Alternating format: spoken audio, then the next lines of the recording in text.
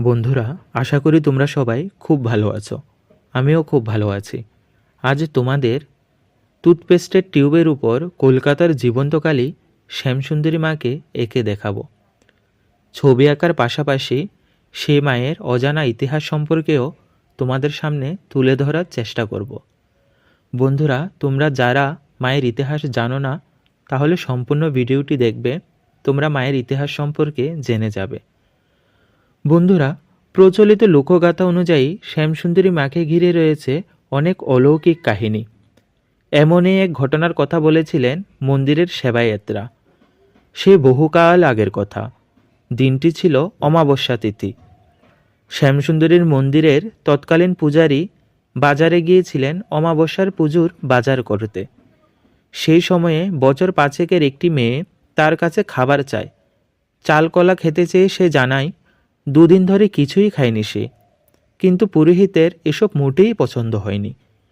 তিনি ওই বালিকাকে ধাক্কা দিয়ে সরিয়ে দেন, কাজ করে খাওয়ার পরামর্শ দেন। তবে মেয়েটি জানিয়েছিল কাজ পায়নি বলে সে ভিক্ষে চাইছে। এরপর চলে গিয়েছিল ওই ছোট্ট মেয়েটি।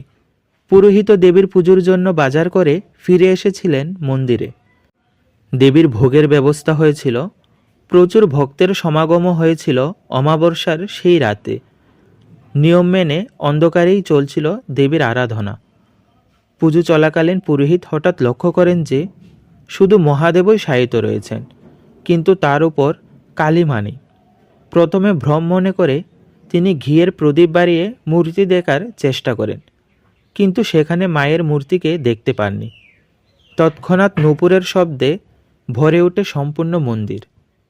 কথিত আছে সেই দিনই স্বয়ং শ্যামসুন্দরী মা জানান দিয়েছিলেন তার অস্তিত্বের কথা।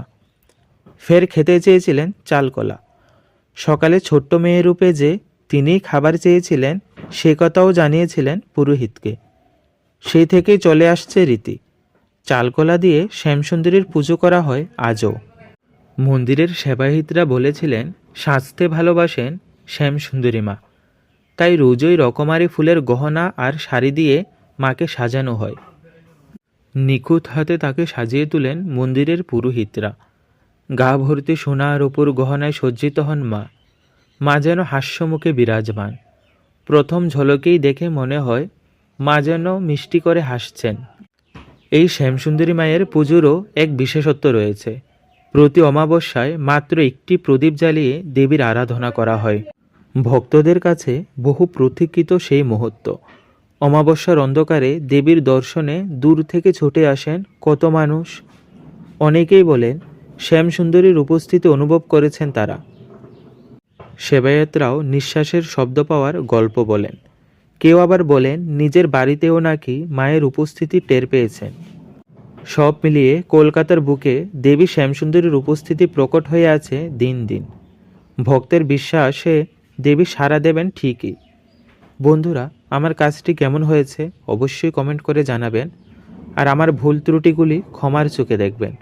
আর আমার কাজ যদি তোমাদের ভালো লেগে থাকে তাহলে অবশ্যই আমার চ্যানেলটি সাবস্ক্রাইব করে রাখবেন।